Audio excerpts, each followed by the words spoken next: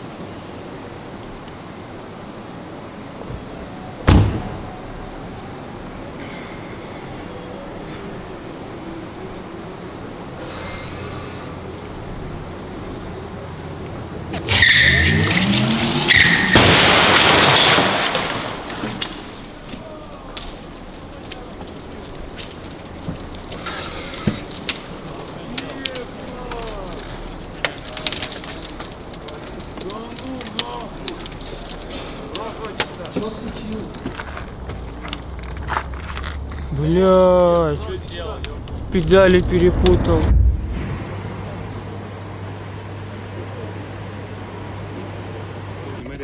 Людей лица. Пизда, блять.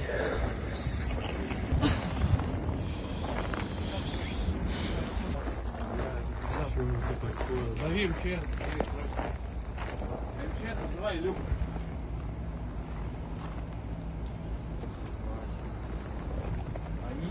Быстрее, быстрее надо.